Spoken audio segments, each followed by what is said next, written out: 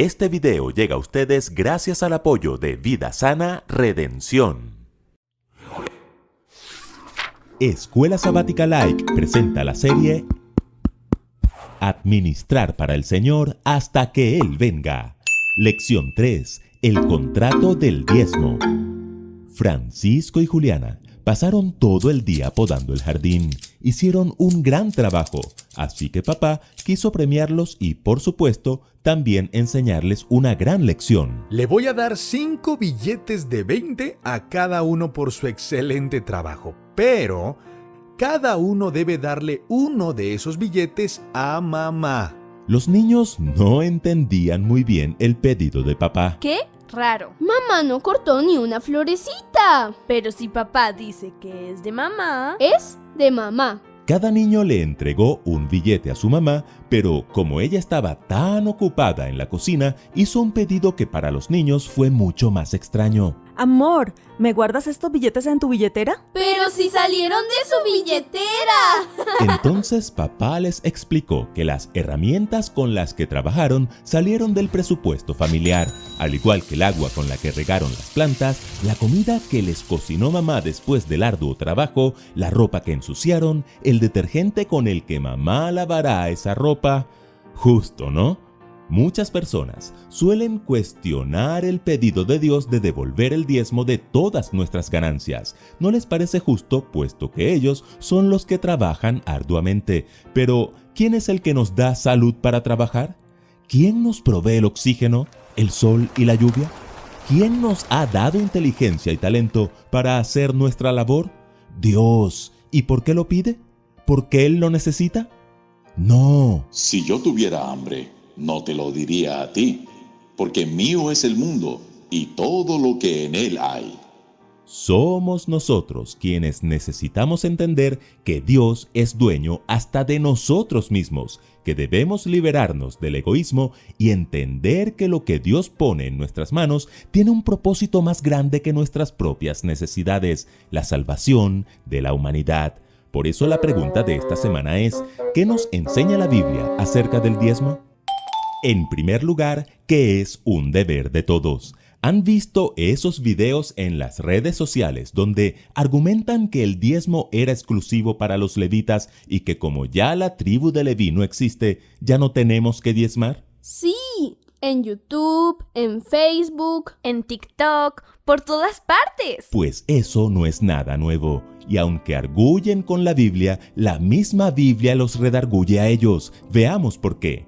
En Génesis 14, Abraham había regresado de una exitosa misión de rescate de rehenes en la que había salvado a su sobrino Lot, a la familia de Lot y a otras personas que habían sido secuestradas en Sodoma. El rey de Sodoma estaba tan agradecido por el rescate que le ofreció a Abraham todo el botín de la batalla. Abraham no solo rechazó la oferta, sino que además le dio el diezmo de todo lo que poseía a Melquisedec, rey de Salem y sacerdote del Dios Altísimo. Pero, ¿por qué diezmó Abraham? ¿Era Melquisedec acaso miembro de la tribu de Leví? No, Abraham sería el bisabuelo de Leví. Y Leví ni siquiera había nacido. De hecho, para esa época, Abraham ni siquiera era padre todavía. Por tanto, el diezmo existe desde mucho antes de que existieran los levitas. Otro ejemplo es el de Jacob, justamente el padre de Leví. Cuando era soltero y aún no tenía hijos, salió de su casa huyendo de su hermano Esaú. Una noche, tuvo un sueño de una escalera que subía de la tierra al cielo. Los ángeles subían y bajaban por ella, y Dios se paró en lo alto y prometió estar con Jacob y algún día traerlo de vuelta a casa. Al despertar, Jacob dijo: El Señor será mi Dios, y de todo lo que me des, el diezmo, lo apartaré para ti. ¿Lo notan? Si el diezmo existía antes de los levitas, es porque siempre fue un mandamiento de Dios, un reconocimiento de su soberanía que sigue vigente aún después del ministerio levítico. Devolver el diezmo es un deber de todos nosotros. En segundo lugar, ¿qué debe entregarse en la iglesia? Algunos dicen, ok, el diezmo es bíblico, pero en vez de llevarlo a la iglesia, se lo daré directamente a los necesitados. El asunto es que eso tampoco es bíblico.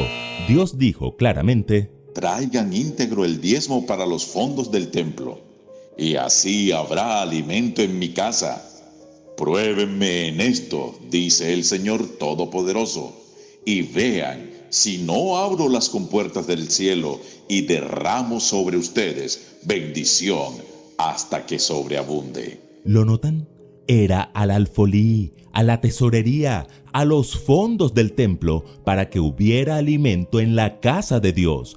No somos nosotros los que decidimos hacia dónde va el diezmo. Es de Dios y ya Dios lo decidió.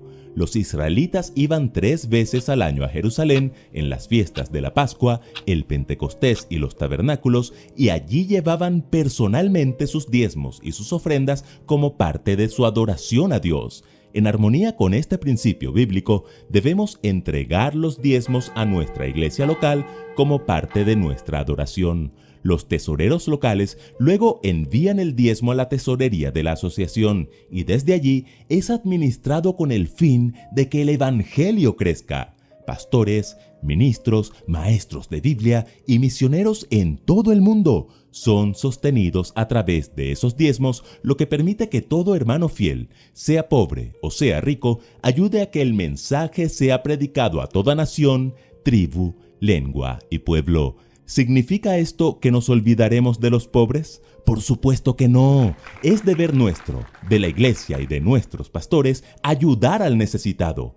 También es mandato de Dios, pero esa ayuda debe salir del 90% que te pertenece, no del 10% que le pertenece a Dios. Y en tercer lugar, que debe ser lo primero. ¿Recuerdan en qué condición estaba la viuda de Sarepta durante la sequía? Solo tenía un puñado de harina y un poco de aceite. Esa iba a ser su última comida antes de morir de hambre con su hijo. Correcto. Sin embargo, cuando Elías llegó a su casa, enviado por Dios, le dijo que le diera de comer a él primero. Eso parecía muy egoísta por parte de Dios y del profeta. Pero esperen, había una promesa. No se agotará la harina de la tinaja, ni se acabará el aceite del jarro, hasta el día en que el Señor haga llover sobre la tierra. La viuda, en su pobreza, le dio primero a Dios, y Dios premió su fe dándole harina y aceite en forma sobreabundante. La parte de Dios debe ser lo primero antes de gastar en cualquier otra cosa.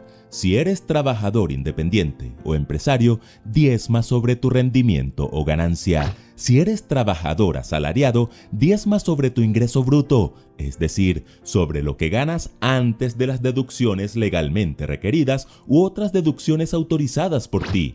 Si eres un niño, un joven o un adulto que por alguna razón no trabaja, diezma sobre cualquier dinero que Dios ponga en tus manos. Si a la viuda de Sarepta no le faltó nada, ¿nos faltará algo a nosotros? Si nosotros somos fieles, ¿acaso no es Dios mucho más fiel?